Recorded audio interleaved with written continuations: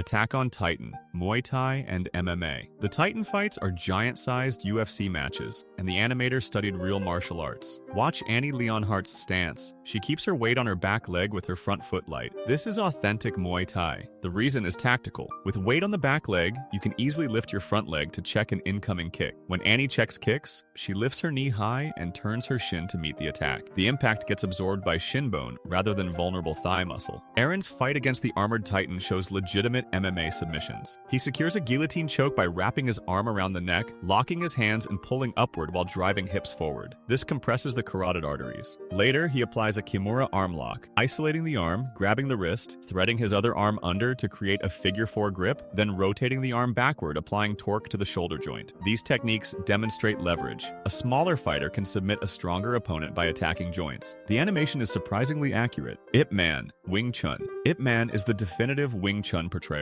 In the fight against 10 karate students, watch Donnie Yen apply centerline theory. He keeps his hands and elbows on the center line, an imaginary vertical line down his torso. Every strike travels this line directly toward the opponent's center. It's the shortest distance to target. His elbows stay tight to his body, never flaring outward. This compact frame protects his vitals. When opponents punch, Ip Man uses Pak Sao, deflecting the incoming punch across the center line while simultaneously throwing his own strike down the middle. One hand defends, one attacks, both working together. The chain punch sequence is signature Wing Chun. He throws rapid-fire vertical punches in succession. The fist stays vertical, not horizontal, allowing punches to travel straight without arm rotation. Biomechanically, this is faster because you eliminate unnecessary motion. The goal isn't knockout power, it's overwhelming the opponent's nervous system with volume and speed. Every movement matches traditional Wing Chun forms. Batman begins. Kisi fighting method. In the docks fight scene, Batman faces multiple attackers using Kisi fighting method. Watch his hand position, both hands up near his head in the pensador or thinker pose. His forearms frame his face, protecting the skull. This isn't a typical boxing guard. It's designed for close quarters chaos. Batman uses his elbows as primary weapons. When attackers close distance, he drives his elbow in short, jagged strikes to the face,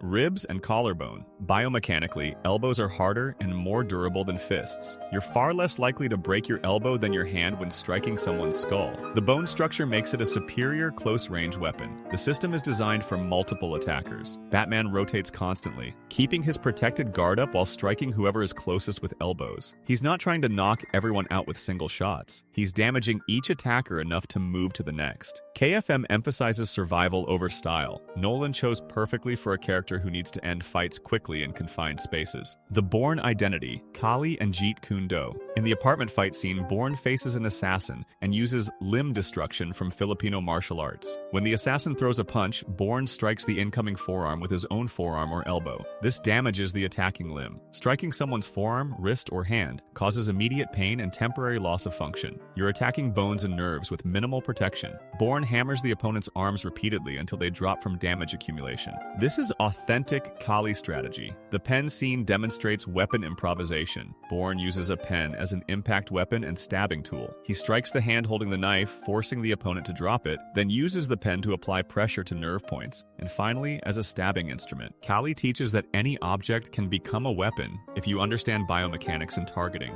Bourne fights to escape and disable, not to showcase skill. Every movement has tactical purpose. This is Jeet Kune Do philosophy, eliminating unnecessary motion and focusing only on what works. Daredevil, Netflix. Boxing and stamina. The hallway fight is shot in one continuous take, showing realistic fatigue. Matt Murdock starts sharp with proper boxing form. Hands up, chin tucked, footwork active. He throws clean 1-2 combinations. Jab with the lead hand, cross with the rear hand. Textbook technique. But after 30 seconds of continuous fighting, reality sets in. His hands start dropping because his shoulders are burning. His breathing becomes ragged and desperate. This is accurate. In a real fight, your heart rate spikes to maximum immediately. You burn through oxygen faster than your body can supply it. Midway through, Daredevil leans against the wall, barely able to stand. His punches lose snap and become arm punches instead of full body rotations. This is what fatigue does. You lose the ability to generate power from legs and hips. The choreography deliberately shows sloppy technique as exhaustion takes over. Punches miss. He gets hit more. He makes mistakes. This is the most realistic portrayal of fighting fatigue in superhero media. Stamina is often more important than technique in extended combat. The Matrix, Kung Fu and Jiu-Jitsu.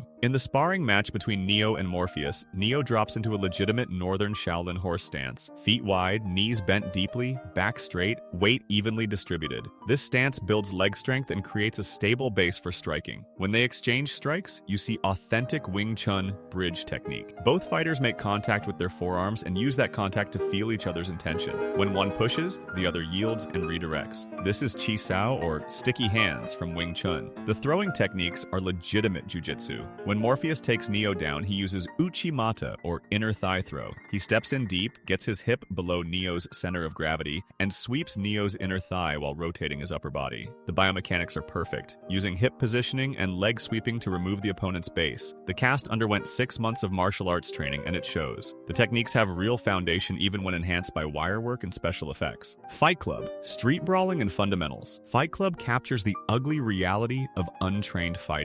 In the parking lot fight scene, watch the fighter's hands shake before the fight starts. This is the adrenaline dump. Your sympathetic nervous system floods your body with adrenaline, causing involuntary trembling and loss of fine motor skills. This happens in real confrontations. The fights aren't pretty. They're won through basic boxing fundamentals: chin down, hands up, and sheer aggression. When the narrator fights, his technique is sloppy. Wide, looping punches, poor footwork, but he keeps his chin tucked and hands raised instinctively. That's enough against another untrained fighter. The film shows fighters getting exhausted after 30 seconds, missing punches wildly, gassing out from adrenaline crash. This is exactly how most untrained street fights actually go. There's no elegant technique, just basic fundamentals, pain tolerance, and who wants it more. The film deliberately avoids clean choreography to show the raw, inefficient reality of amateur fighting. It's the most honest portrayal of untrained combat in mainstream cinema. John Wick, Judo and Brazilian Jiu-Jitsu. The John Wick franchise is the gold standard for grappling with guns. In the Red Circle nightclub scene, Wick executes a textbook judo hip throw. He grabs the opponent's collar, turns his back, loads their weight onto his hip as a fulcrum, and throws them over. The biomechanics are perfect. He's using leverage, not strength. Once the opponent hits the ground, Wick immediately transitions to Brazilian Jiu-Jitsu. He wraps his legs around the opponent in what's called hooks, both legs threaded inside for maximum control. This is back control position.